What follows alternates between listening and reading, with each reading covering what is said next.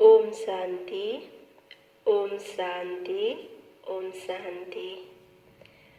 8/6/2020 को बाबा को साकार मुरली छ। आजको मुरलीको सारमा छ, मीठे बच्चे, तुम्हें अब ज्ञान का तीसरा नेत्र मिला है, इसलिए अब तुम्हारी आँख किसी में भी डूबनी नहीं चाहिए।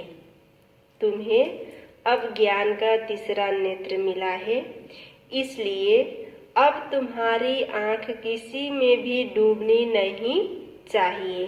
बाबाले सारमा भन्नुभयो कि अहिले तिमीले ज्ञानको तीसरा नेत्र मिलेको छ। जो बाबाले आएर ज्ञान दिनुभएको छ त्यसको तेस्रो नेत्र मिलेको छ। त अहिले तिम्रो आँखा कसैमा अरूतिर नजाओस्, कहीँ नडुबोस्। प्रश्नमा छ, जिन्हें पुरानी दुनिया से बेहद का वैराग्य होगा उनकी निशानी क्या होगी? जिन्हें पुरानी दुनिया से बेहद का वैराग्य होगा उनकी निशानी क्या होगी? बाबाले प्रश्नमा सोध्नुभएको छ कि जसको यो पुरानो दुनियाँबाट बेहदको वैराग्य हुन्छ त्यसको निशानी के हो? उत्तरमा, वो अपना सब कुछ बाप को अर्पण कर देंगे, हमारा कुछ भी नहीं। बाबा हमारी यह देह भी नहीं है, यह तो पुरानी देह है, इनको भी छोड़ना है। उनका मोह सबसे टूटता जाएगा, नष्टो मोह होंगे। उनकी बुद्धि में रहता कि यहाँ का कुछ भी काम नहीं आना है, क्योंकि यह सब हद का है। बाबाले सोध्नुभयो त्यो प्रश्नमा कि यो पुरानो दुनियाँबाट बेहदको वैराग्य राख्नेवालाको निशानी के हुन्छ? त बाबाले उत्तरमा भन्नुभयो, जसले यो पुरानो दुनियाँमा आफ्नो बेहदको वैराग्य राखेको हुन्छ त्यसले आफ्नो सब कुछ बाबामाथि अर्पण गरेको हुन्छ। आफ्नो शरीर पनि बाबामाथि अर्पण। यो मेरो शरीर होइन, बाबा यो मैले कर्म गर्ने शरीर मैले कर्म गरिराखेको छु, बाबाले चलाइराख्नु भएको छ। त सबै कुराबाट मोह टुटेको हुन्छ, नष्ट मोह हुन्छ। ओम शांति। बाप बच्चों को ब्रह्मांड और सृष्टि चक्र के आदि मध्य अंत का ज्ञान सुना रहे हैं, जो और कोई भी सुना नहीं सकते। एक गीता ही है जिसमें राजयोग का वर्णन है। भगवान आकर नर से नारायण बनाते हैं। यह सिवाय गीता के और कोई शास्त्र में नहीं है। यह भी बाप ने बतलाया है। कहते हैं, मैंने तुमको राजयोग सिखाया था, यह समझाया था कि यह ज्ञान कोई परंपरा नहीं चलता है। बाप आकर एक धर्म की स्थापना करते हैं, बाकी और सब धर्म विनाश हो जाता है। कोई भी शास्त्र आदि परंपरा नहीं चलते, और जो धर्म स्थापना करने आते हैं उस समय कोई विनाश नहीं होता। अहिले बाबा जुन आएर ज्ञान दिँदै हुनुहुन्छ त नयाँ दुनियाँको स्थापनाको लागि त बाबाले भन्नुभयो यो कुनै परम्परा होइन, यो गीता ज्ञान कुनै परम्परा होइन, जो पहिल्यैबाट चलिआएको। यो त बाबा आएर यो संगम युगमा दिनुहुन्छ। और जो धर्म स्थापना करने आते हैं उस समय कोई विनाश नहीं होता है। जो सब खलास हो जाए, भक्ति मार्ग के शास्त्र पढ़ते ही आते हैं। इनका भल शास्त्र है गीता, परंतु वह भी भक्ति मार्ग में ही बनाते हैं, क्योंकि सतयुग में तो कोई शास्त्र रहता ही नहीं, और धर्मों के समय विनाश तो होता ही नहीं। पुरानी दुनिया खत्म होती नहीं, जो फिर नई हो वही चलती आती है। अभी तुम बच्चे समझते हो पुरानी दुनिया खत्म होनी है। हमको बाप पढ़ा रहे हैं। गायन भी एक गीता का ही है। गीता जयंती भी मनाते हैं। वेद जयंती तो है नहीं। भगवान एक है तो एक की ही जयंती मनानी चाहिए। बाकी है रचना, उनसे कुछ मिल नहीं सकता। वर्षा बाप से ही मिलता है। चाचा काका आदि से कोई वर्षा नहीं मिलता। वर्षा एक बाबा सीता मिल्छ। जसरी हातको वर्षा हातको पितासित मिल्छ त्यस्तै बाबाले के भन्नुभयो यो बेहदको बाबासित बेहदको वर्षा एक बाबासित मिल्छ। यह अभी यह है तुम्हारा बेहद का बाप, बेहद का ज्ञान देने वाला। यह कोई शास्त्र नहीं सुनाते हैं, कहते हैं यह सब भक्ति मार्ग के हैं। इन सब का सार तुमको समझाता हूँ। शास्त्र कोई पढ़ाई नहीं, पढ़ाई से तो पद प्राप्त होता है। यह पढ़ाई बाप पढ़ा रहे हैं बच्चों को भगवानुवाच। बच्चों प्रति फिर 5000 वर्ष बाद भी ऐसे ही होगा। बच्चे जानते हैं हम बाप से रचता और रचना के आदि मध्य अंत को जान गए हैं। यह कोई और तो समझा न सके सिवाय बाप के। इस मुख कमल से सुनाते हैं। यह भगवान का लोन लिया हुआ मुख है ना, जिसको गौमुख भी कहते हैं। बड़ी माता है ना, ब्रह्म बाबा को शरीर शिव बाबा आएर लोन लिएर यो ज्ञान दिँदै हुनुहुन्छ र जसले गौमुख पनि भनिएको छ। इनके मुख से ज्ञान के वर्षस निकलते हैं, ना कि जल आदि। भक्ति मार्ग में फिर गौमुख से जल दिखा दिया है। अभी तुम बच्चे समझते हो भक्ति मार्ग में क्या क्या करते हैं।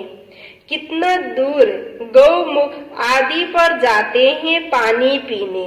अभी तुम मनुष्य से देवता बन रहे हो।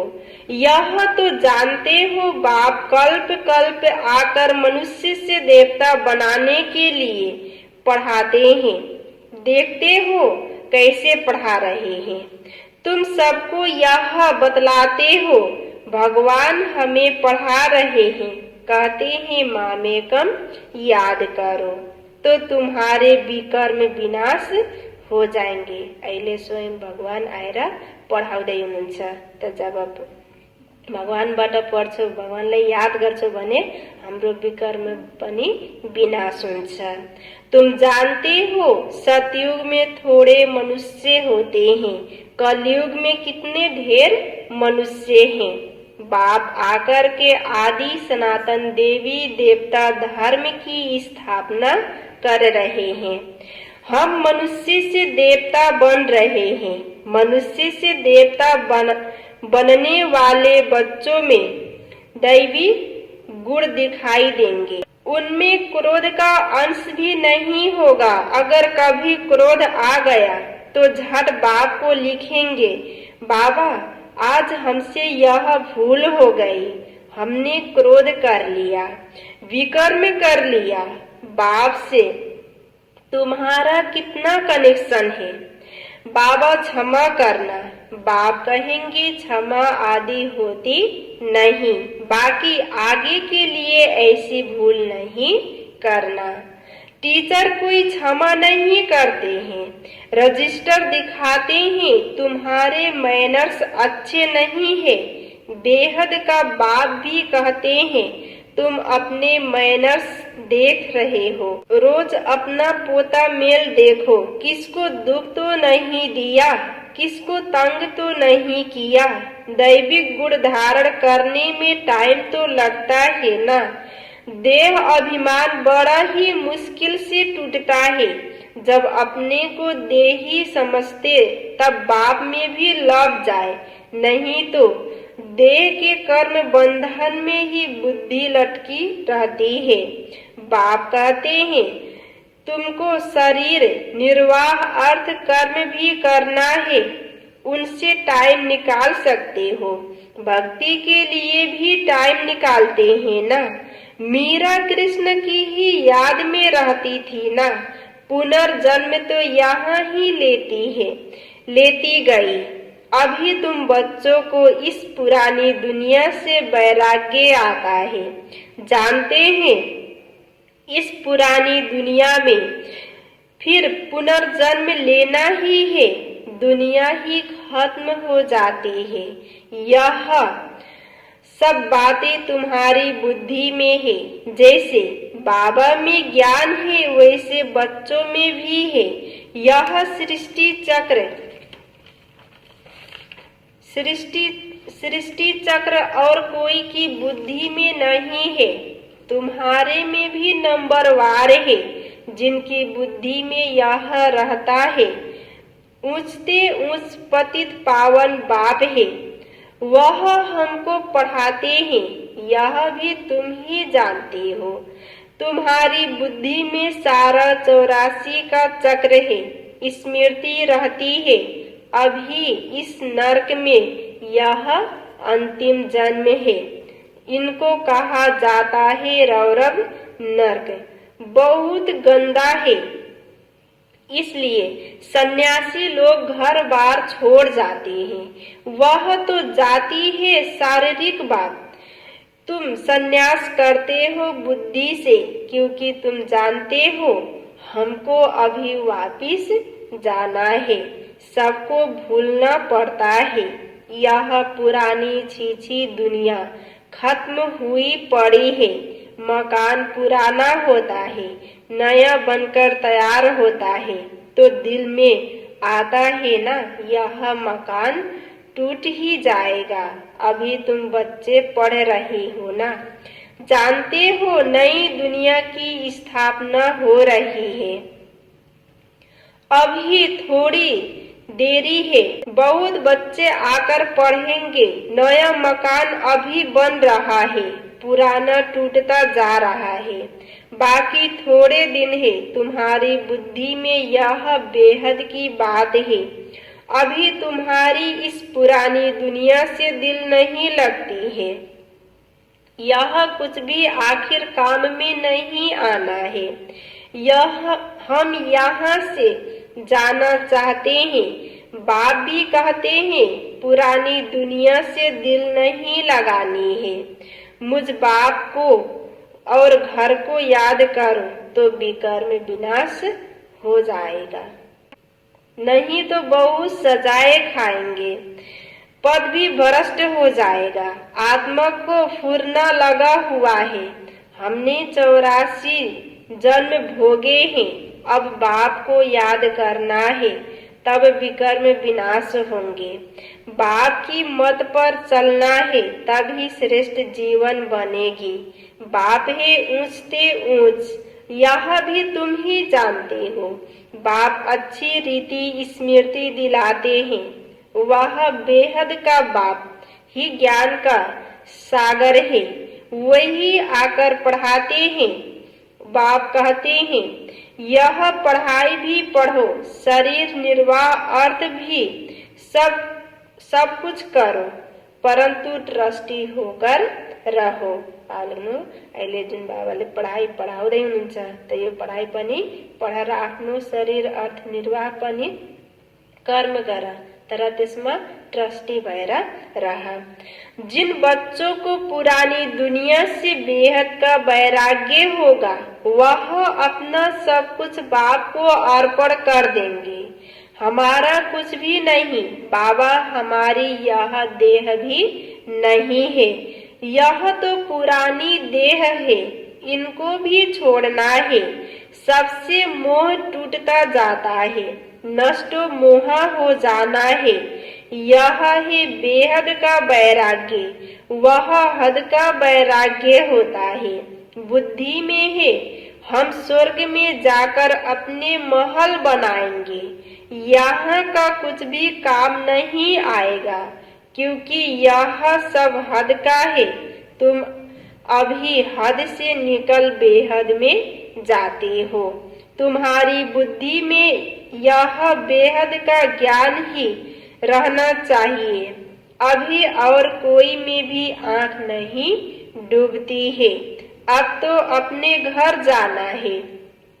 कल्प कल्प बाप आकर हमको पढ़ाए, फिर साथ ले जाते हैं। तुम्हारे लिए यह कोई नई पढ़ाई नहीं है। तुम जानते हो, कल्प कल्प हम पढ़ते हैं, तुम्हारे में भी नंबरवार है। यो कोई नहीं नया पढ़ाई है न। कल्प पहिला पनि पढेका थियो र अहिले पनि पढ्दैछौ, त यो कल्प कल्प पढ्दै आएको पढ़ाई हो। सारी दुनिया में कितने ढेर मनुष्य हैं, परंतु तुम थोड़े ही जानते हो। आहिस्ते आहिस्ते यह ब्राह्मणों का झाड़ वृद्धि को पाता रहता है।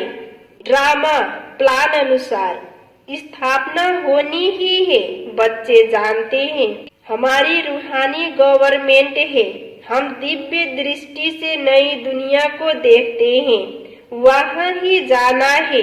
भगवान भी एक है, वही पढ़ाने वाला है। राजयोग बाप ने ही सिखलाया था। उस समय लड़ाई भी बरोबर लगी थी। अनेक धर्मों का विनाश, एक धर्म की स्थापना हुई थी।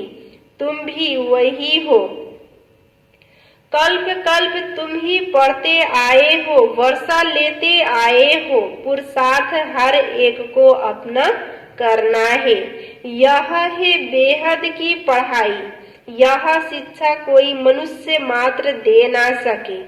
बाप ने श्याम और सुंदर का भी राज समझाया है। तुम भी समझते हो, अभी हम सुंदर बन रहे हैं, पहले श्याम थे। कृष्ण कोई अकेला थोड़े ही था, सारी राजधानी थी ना। अभी तुम समझते हो, हम नर्कवासी से स्वर्गवासी बन रहे हैं। अभी तुमको इस नर्क से नफरत आती है। तुम अभी पुरुषोत्तम संगम युग पर आ गए हो। इतने ढेर आते हैं, इनसे निकलेंगे फिर भी वही जो कल्प पहले निकले होंगे। संगम युग को भी अच्छी रीति याद करना है। हम पुरुषोत्तम अर्थात मनुष्य से देवता बन रहे हैं। मनुष्य तो यह भी नहीं समझते कि नर्क क्या है और स्वर्ग क्या है। कहते हैं सब कुछ यहाँ ही है।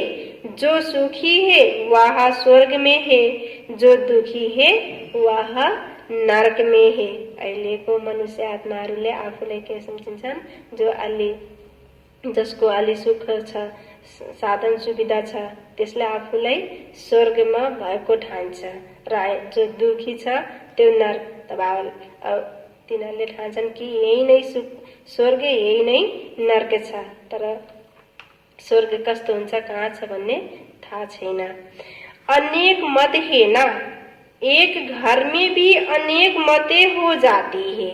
बच्चों आदि में मोह की राग है, वह टूटती नहीं। मोहवश कुछ समझते थोड़े ही है कि हम कैसे रहते हैं। पूछते हैं बच्चे की शादी कराए, परंतु बच्चों को यह भी लॉ समझाया जाता है कि तुम स्वर्गवासी होने के लिए एक तरफ नॉलेज ले रहे हो, दूसरे तरफ पूछते हो उनको नरक में डाले। पूछते हो तो बाबा कहेंगे जाकर करो, बाबा से पूछते हैं तो बाबा समझाते हैं इनका मोह है, अब ना करेंगे तो भी अवज्ञा कर देंगे। बच्ची को तो करानी ही है, नहीं तो संग दोष में खराब हो जाती है। बच्चों को नहीं करा सकते, परंतु हिम्मत चाहिए ना। बाबा ने इनसे एक्ट कराया ना, इनको देखकर फिर और करने लग पड़े। घर में भी बहुत झगड़े लग पड़ते हैं। यह है ही झगड़ों की दुनिया, कांटों का जंगल है ना, एक दो को काटते रहते हैं। स्वर्ग को कहा जाता है गार्डन, यह है जंगल। बाप आकर कांटों से फूल बनाते हैं, कोई विरले निकलते हैं प्रदर्शनी में, भल हाँ हाँ करते हैं, परंतु समझते कुछ भी नहीं। एक कान से सुनते हैं और दूसरे कान से निकाल देते हैं। राजधानी स्थापना करने में तो टाइम लगता है ना। मनुष्य अपने को कांटा समझते थोड़े ही है। इस समय सूरत मनुष्य की भल है, परंतु सीरत बंदर से भी बदतर है। परंतु अपने को ऐसा समझते नहीं है। तो बाप कहते हैं अपनी रचना को समझाना है। अगर नहीं समझते हैं तो फिर भगा देना चाहिए, परंतु वह ताकत चाहिए ना। मोह का कीड़ा ऐसा लगा रहता है जो निकल न सके। यहाँ तो नष्ट मुहा बनना है, मेरा तो एक दूसरा ना कोई। अब बाप आया है लेने के लिए, पावन बनना है, नहीं तो बहुत सजा खाएंगे, पद भी भ्रष्ट हो जाएगा। अब अपने को सतो प्रधान बनाने का ही फुरना लगा हुआ है। शिव के मंदिर में जाकर तुम समझा सकते हो, भगवान ने भारत को स्वर्ग का मालिक बनाया था, अब वह फिर से बना रहे हैं। हमें कम याद करो। बाबाले कल्प पहिला पनि आएर हामी मनुष्यहरूलाई स्वर्गको मालिक बनाउनु भएको थियो। त 84 को जन्ममा आउँदा आउँदै हामी अहिले एकदम दुखी नरकमा आएका छौँ। तब फेरि भगवान आएर स्वर्गको मालिक बनाउँदै हुनुहुन्छ। त त्यसको लागि बाबाले भन्नु मलाई याद गर। अच्छा, मीठे मीठे सिखलदे बच्चों प्रति माता पिता बाप दादा का याद प्यार और गुड मॉर्निंग। रूहानी बाप की रूहानी बच्चों को नमस्ते, रूहानी बच्चों की रूहानी बाप को याद प्यार गुड मॉर्निंग नमस्ते नमस्ते। धारणा को लागि मुख्य सारमा छ 1 नंबर, इस पुरानी दुनिया से बेहद का बैरागी बन अपना सब कुछ अर्पण कर देना है। हमारा कुछ भी नहीं, यह देह भी हमारी नहीं, इनसे मोह तोड़ नष्टो मुहा बनना है।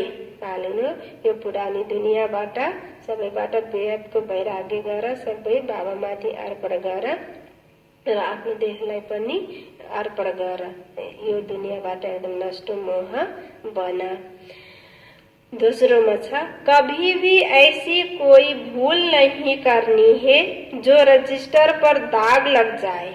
सर्वदैविक गुण धारण करने हैं, अंदर क्रोध का जरा भी अंश ना हो।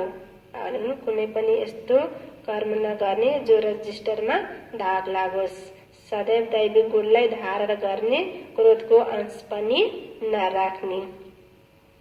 वरदानमा छ, डबल लाइट बन सर्व समस्याओं को हाई जंप दे पार करने वाले तीव्र पुरुषार्थी भव। डबल लाइट बन सर्व समस्याओं को हाई जंप दे पार करने वाले तीव्र पुरुषार्थी भव। डबल लाइट बनी तीव्र पुरुषार्थी बन्नको लागि डबल लाइट बनी सबै समस्याहरूमाथि हाई जंप लगाएर पार गर्ने। जब हाई जंप लगाएर पार गर्छौ तब बल्ल तीव्र पुरुषार्थी बन्न सक्छौ। त्यसको लागि डबल लाइट बन्ने। विस्तारमा छ, सदा स्वयं को अमूल्य रत्न समझ बाप दादा के दिल की डिब्बी में रहो, अर्थात सदा बाप की याद में समाये रहो, तो किसी भी बात में मुश्किल का अनुभव नहीं करेंगे। बाबाले भन्नु कि स्वयंलाई अमूल्य रत्न सम्झेर बाबाको दिलमा समाइराख्ने, बाबाको यादमा समाइराख्यो भने कुनै पनि कुराको मुश्किल अनुभव हुँदैन। सब बोझ समाप्त हो जाएंगे। इसी सहज योग से डबल लाइट बन पुरुषार्थ में हाई जंप देकर तीव्र पुरुषार्थी बन जाएंगे। जब भी कोई मुश्किल का अनुभव हो तो बाप के सामने बैठ जाओ और बाप दादा के वरदानों का हाथ स्वयं पर अनुभव करो। इससे सेकंड में सर्व समस्याओं का हल मिल जाएगा। बाबा लेख्नु जब कुनै मुस्किल अनुभव हुन्छ भने बाबाको सामने बस्ने, बाप दादाको वरदानको हात स्वयं माथि अनुभव गर्ने। जब त्यसको अनुभव गर्छौ भने बाबा लेख्नु सबै समस्याहरू सेकेन्डमा हल हुन्छ। स्लोगनमा छ, सहयोग की शक्ति असंभव बात को भी संभव बना देती है, यही सेफ्टी का किला है। सहयोग की शक्ति असंभव बात को भी संभव बना देती है, यही सेफ्टी का किला है। जब आफूमा सहयोगको शक्तिलाई धारण गर्छौं भने असम्भवलाई पनि सम्भव बनाउन सक्छौं। तब बल्ल स्वयंलाई सेफ राख्न सक्छौं। सेफको किला भनेको सहयोगको शक्ति। आज बाबाले सारमा भन्नुभएको थियो, मीठे बच्चे तुम्हें अब ज्ञान का तीसरा नेत्र मिला है, इसलिए अब तुम्हारी आंख किसी में भी डूबनी नहीं चाहिए। प्रश्न उत्तर में थियो, जिन्हें पुरानी दुनिया से बेहद का वैराग्य होगा उनकी निशानी क्या होगी? वे अपना सब कुछ बाप को अर्पण कर देंगे, हमारा कुछ भी नहीं। बाबा हमारी यह देह भी नहीं है, यह तो पुरानी देह है, इनको भी छोड़ना है। उनका मोह सबसे टूटता जाएगा, नष्टो मोह होंगे। उनकी बुद्धि में रहता कि यहाँ का कुछ भी काम नहीं आना है, क्योंकि यह सब हद का है। अच्छा, ओम शांति।